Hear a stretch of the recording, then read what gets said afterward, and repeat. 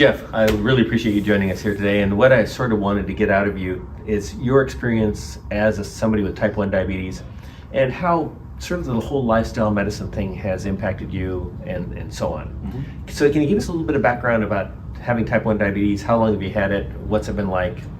Just give us some overview. So I was happy to. I was first diagnosed August of 2002, and it was 2 weeks before the state fair. I'll never forget because it was on a Friday, and I actually had an appointment with a previous provider, followed for a car wreck. But I had been experiencing excessive thirst. Almost 2 gallons of water a day, it seemed like. I just had this huge jug and constant eating. And I knew something was wrong. So I asked him, although the appointment was for a follow-up for a motor vehicle accident, he said we'd check my sugars next time and do some labs. And well, I wasn't happy with that. Got to the car, made a phone call, and was referred to another provider. Went in the next morning. Fasting, labs were 450, 460 in that range. Welcome to having type 1 What's normal? diabetes. Now? No, what's normal? When you had 450, 460 blood sugar, what would be a normal blood sugar? Oh, 70 to 100. Yeah. And so I knew it was wrong. Yeah. Pulling ketones, all of that. Yeah. And so I knew it was going to be a challenge going into the state fair because that was always eating all the things that I shouldn't eat. Oh, good memories. Yes. So it was that was a challenge. All I had that day was the smoked turkey legs. I skipped the barbecued corn. I skipped the funnel cakes. I skipped the snow cones. I skipped the ice cream. I skipped fair food across the board. Now, did you just intuitively know that that'd be a good idea, or did somebody tell you? Oh, I know. Okay. All right, yeah. Prior to that, I was a lab technician, Yeah. and a medical assistant background, so I had experience with it. I just didn't live that experience until that moment. Initially, it was a challenge. I didn't want to. I don't say I didn't want to, but I was struggling accepting what I knew I should do versus what I was doing, and if that meant everybody around me had to as well. And that meant family, meal times, the works. It was very troublesome. It caused a lot of anger, outbursts from me, depression, across the board, because I didn't know where to go, what I should do, how I should do it, because it was just so new. And at the time, there wasn't any information. There wasn't, there wasn't like directions that said, do this, do this, do this. It was kind of, well, we're going to go here and we'll check this and we'll check that and see what this is.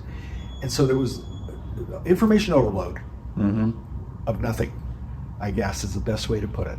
I received so much, but didn't comprehend or even understand what a lot of that meant. And so it just caused a lot of anger, frustration. I mean, it was awful. And can you identify specifically a couple of challenges that would have created anger? The hardest thing for me when that initially came was just the fear of going low from being on insulin. That was my greatest fear, was taking too much. So what do you call it when your blood sugar is too low? Hypoglycemia. And what are the consequences of that? You can get dizzy, nausea, loss of consciousness, and in severe cases, death. That's problematic. That's problematic. So things that would keep your blood sugars more stable, that would put you at less risk of that, obviously would be hugely beneficial. Very much so. So where did you go from there? And so initially I was on NPH and humalog insulin, with the peaks and valleys from the NPH and the humalog insulin for mealtime, but having to learn to count the carbs for what I was eating, knowing what was going to happen if I ate too much, if I ate too little, if I had too much exercise, all these different things I never had to worry about before now came into play. Every time I ate, every time I drank, every time I moved, rode a bicycle, it didn't matter. There was going to be an impact of that. And not knowing, your whole life was controlled by this in one sense. Oh, completely was. And so it was becoming that struggle of trying to know, okay, let's just start out with baby steps. That's what I did.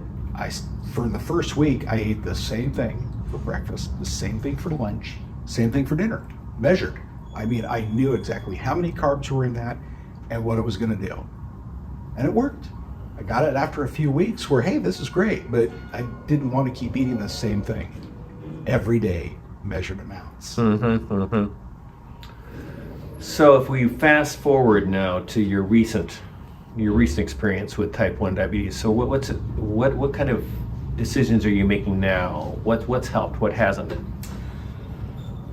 Over the years, I've tried everything for a better choice of words, thinking that, and I have to be honest, there were times where I got so good at counting my carbs, I had no problems eating garbage because I knew how much insulin I needed to take to get my sugar within a semi-decent range.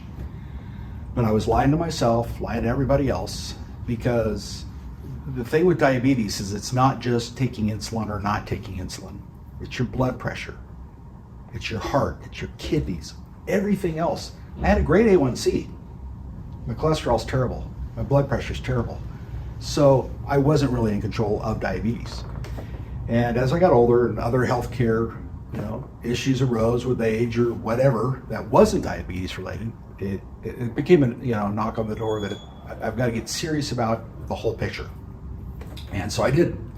And I realized that even though I could count for garbage for taking insulin, I wasn't going to do that anymore. And I realized that the only way I could do it is to literally make those changes. It doesn't mean I have to measure everything that I eat, but what it means is that I eat what I should. And so I've just started focusing on that, cutting out anything that has a label. I mean, basically, other than cheese, those have labels, but other than that, it's just, I've cut out anything processed. So just whole foods. Whole foods. Fruits, vegetables, beans, grains, meats. Well, not as much on fruits right now, Okay. because I'm still concentrating on losing weight. And so I'm keeping, that at a very, very minimum. And basically, I'm doing that if I have a blood sugar low. Yeah. Instead of drinking juice or eating glucose tablets, I kind of treat myself to fruit. Excellent. Okay. Excellent. And how hard is that for you now? It's not. Okay. It's not at all. That's the surprising part. What makes it hard is I need to rein myself in when I see others opening a bag of chips, eating ice cream. Yeah. Not that ice cream's bad, but follow it, a bowl of cereal, maybe not. Yeah. What would you recommend works for you for physical activity? I work from home. Uh-huh. We're a one-car family now, and so one thing is walk the dog. We have a 2-story house, run up and down the stairs, got my weight ball, I've got a sit-stand desk, and recently moved my daughter's portable treadmill down, so as my desk is in the upright position, I can walk while I'm in meetings. Whoa. And so it's... And do you see an effect of physical activity on your blood sugars? Oh goodness, yes. Yes. In what way? With what started about 6 weeks ago when I just quit all that garbage. Basically, that's what I explained to friends. Well, what have you done? I quit eating and drinking garbage. Bottom line. My basal was 4.5 units an hour in my insulin pump. And then I was having a bolus on top of that for meals. So I Bolus meaning extra dose of insulin? Dosing to cover carbs at mealtime, Yeah. correct. Now, I don't take any boluses because I'm not eating anything that requires boluses.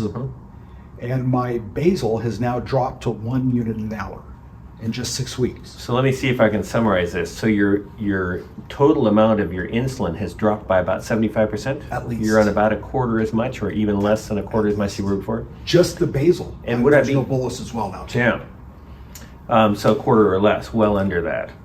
And so would I also be correct in saying that your blood sugars have been much more stable? You've been at less risk? Very So in terms of risk of having hypoglycemia, which can kill you, Yes. or give you a seizure and so on, then you've seen an improvement in all that. Correct. So here's a reading on my insulin pump from my CGM, my continuous glucose meter. So this attached through your skin to your... This goes into infusion set, Yep. correct, into my skin. Yep. Insulin comes from here and So delivers it's that to continuously me. measuring your blood sugar. That is from the CGM, Uh-huh. and that is currently on my arm here. Yeah. And so this gives me insulin, this transmits my blood sugars. Yep. here's my line for the last 3 hours, basically flat lined. When it comes to my blood glucose, I don't mind saying I'm flat lined. And it has been staying like this way now for weeks. So can you summarize, when you think of what's happened to your insulin dosing, can you just summarize roughly what change, how much your insulin dosing has changed since you made this change in your lifestyle? So if we want to look at it in dollar amount or cost savings, the receipt for my Emalog every 3 months is about $3,500, little give or take, $100 or $200. And since I've done that, I have now cut this down. By done that by, you mean improved your diet? By improving my diet, which has exponentially reduced my insulin need from, again, my basal pattern of 4.5 units an hour to 1 unit an hour. And no more boluses on top of that I used to have to take, not only for eating, but multiple correction doses throughout the day. I'm probably saving close to $3,000 now of that total cost, just so because maybe of the reduction. So maybe 80% less insulin use, or even greater than 80% less? Greater. And more stable blood sugars, Much and more. Safer blood sugars. Much safer. So Yes. it's a win-win-win. I've lost nothing. Yeah. It's all been a bonus. And how, in terms of how your well-being, has that changed? One of the worst things I've had, as long as I can remember, is going to bed at a normal time, laying down and going to sleep. And this truly is the best thing for me now. I lay down, I start to read a book, and 1 page in, I close it and I go to sleep. Every night, Well, and I'm waking up 10, 15 minutes before my alarm. I've not had an alarm wake me up in 4 weeks. so better sleep, more refreshed. How about like energy? Oh, far better. Okay. Much Mood? more increased. Has it helped the mood? It has helped the moods as well. I guess the whole being, I have seen improvements. It's not just been my blood sugar. It's been my blood pressure. It's been my sleep. It's been my energy. It's been my mood. Everything has benefited from it. You know, one group that haven't benefited is the pharmaceutical industry. They're losing out big time, Jeff. They're losing out big time. And I have no love lost for that. None whatsoever. None whatsoever. But they did get you out of a mess with their insulin. Yes, they did. There's an important place for pharmaceuticals, but you don't want any more than you have to. That's right. Any downside to this? No. Okay, all right. If you were going to talk to somebody else who's in your situation as of 6 months ago or 20 years ago, just imagine a hypothetical person who is sort of struggling as you were, and say, well, what would you say to them? Stay off of Facebook. Stay off of news groups. Stay off of most of the different online diabetes forums, what have you, because they're a little bit garbage. That wasn't what I was expecting you to say, but that's a great start. Sorry. No, that's super. No, it just it just shows you how important the social media impact, both positive and negative, is. And you're saying it was a pretty negative impact for you. Well, even today, I mean, you read some of the stuff that people put out there, it's atrocious. Yeah. The claims they make, eat this, drink this, it'll cure your diabetes. Well, I'm sorry, as a type 1, when your pancreas checks out, it's checked out. It's not coming back. Yeah, So, yeah. There's no amount of special juice drink blend you're going to have that's going to, suddenly revitalize. Another important thing, especially for anyone newly diagnosed, find a provider you can trust. One that listens to you and works with you. Doesn't just tell you what to do without explaining the whys. Provide the information to them. Make sure they have what they're being asked and understand why they're being asked, not just because that's what I was always told or that's what the books say. And most importantly, realize that your diabetes is not going to be the same as the next person, the person after them, or the person after them. We're all different, and you need to concentrate and find which methods of doing the right things works best for you. Excellent. When you look at, you're 57 now, when you look at your future and with type 1 diabetes, which can impact every cell in your body in a negative way if you let it, how do you see what you're doing now as improving your future in the next 20, 30 years? The way I look at it now is I'm setting myself up to have a retirement without complications. As people know, the complications of diabetes, they cover the entire body. My plan is to not experience any of those, and to know that by making these changes now, reducing my needs for meds, whether it's the insulin, blood pressure pills, what have you, is also going to benefit me in the long run. Yeah, like less heart disease, less stroke, less trouble with loss of vision, less problems with kidney failure and all those sort of things, which really are devastating to life, and people, I think, often fail. And what you're reminding us, if I'm hearing you right, is that simple blood sugar control all by itself is not enough. Not at all. Good food, it's good food, it's appropriate medications, but as little as possible, and good habits. Exactly. When you think about those good habits in your family, and you were saying to somebody because you have a wife and a couple of children, and you were saying that created problems to start with, making these changes in your family, what would you recommend to somebody who's just embarking on this journey, had a wife and or a spouse and a couple of children, and how would you say they should make this work in a household? Lead by example. Okay. Don't force it upon them. Realizing that this is your diabetes, it's not theirs. They're part of it, but this is yours, and I am the one responsible for it. So if I take the efforts to do what I should do, whether it be exercise, how I eat, cook, what have you, they're going to start to see that. And without even having to ask them, don't eat that, don't do that, they're just going to naturally just kind of go along with me, especially if I'm making the meals, because I love to cook. And so there won't be that discord. Make it taste good. Exactly. Because is there any reason why the food that you're eating now can't taste fabulous? Tastes better than anything I've ever had out of a box. I love it. Okay. One other thought along those lines is there's a guy called Yule Gibbons in the 60s, 70s, and he was a big sort of health food advocate. Grape nuts. Grape nuts. Yeah. So Yule Gibbons said, you know what, my brother's diabetic. Everybody, if they behaved like a type 1 diabetic, would be healthier. Would you agree that what you're doing is actually, with whole foods, activity, weight control, is the kind of thing we should all be doing? Yes. It's not as if it's something special about diabetics. It's something that happens to be necessary for diabetics that would be really valuable for everybody. It's not as if there's something special you're doing that you'd recommend other people don't do. None whatsoever. Especially with the foods. Yeah. Just by cutting out the garbage. I can't point out how much cost savings there is. Money into the bank just by doing this. A lot of folks think that it's going to actually cost more to eat right.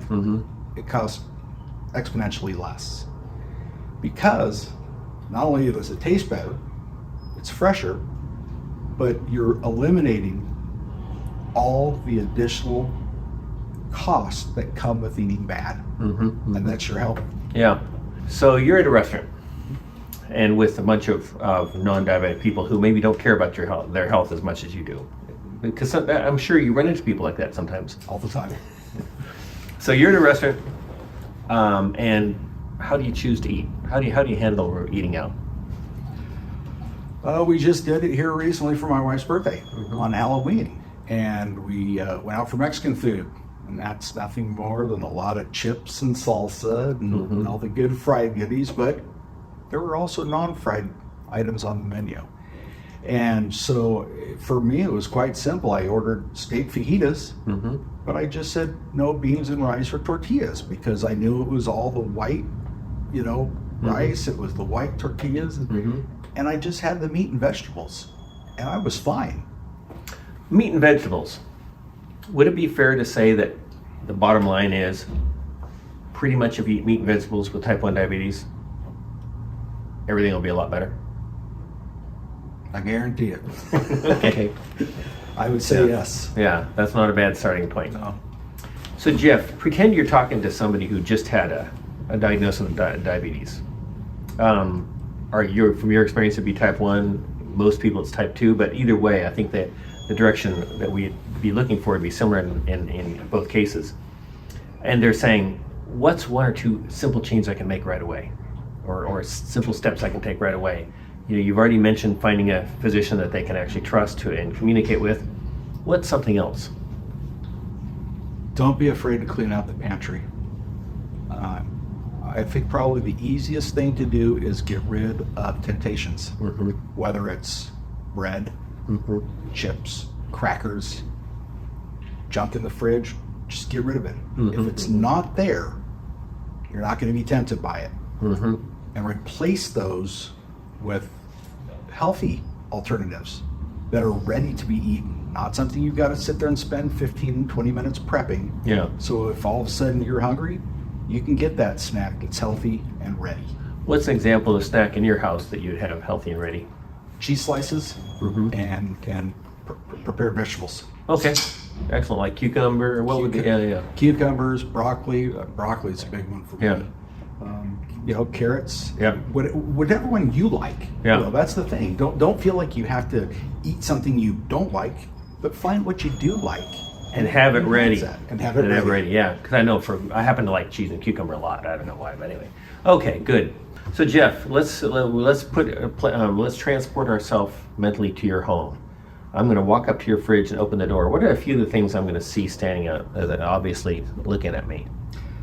Not much right now because I just cleaned it out last week. But right on the top, You're not helping us here. right on the top shelf, I've got a package of some sliced cheeses ready to go because that's always my go-to snack during work. Yeah. And then in the vegetable drawer, I've got containers of washed, cut, ready to go vegetables. I've got broccoli, cauliflower, carrot, celery, pretty much the basics vegetables you can find in any store. Yeah. Ready to go. Excellent. Okay. Is there any particular source of information that you have found helpful? Again, Food Grade Medicine cookbook. Okay. Well, I happen to have a loyalty to that myself, but yeah. But thanks for mentioning it. You're welcome. Now, there's a lot of truth to it, and Okay. I've shared it with others, Yeah. especially co-workers over the years that have been diagnosed. Pointed out to them and said, "Look, here's some good information. It's a starting point." And of course, as I always tell them, it's not just recipes. Yeah. There's fact, scientific facts backed up in here that's going to help you. Super.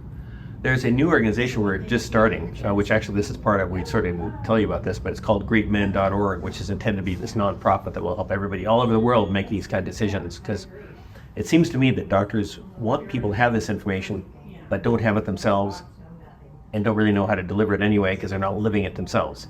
And so I think that the medical profession actually wants to see successes like yours, but they don't know how to get people there. So I'm hoping we're going to achieve something in this. Your presentation, I think, will help people. Hope so. Thank you. It's very needed. Thank Yeah, you. yeah.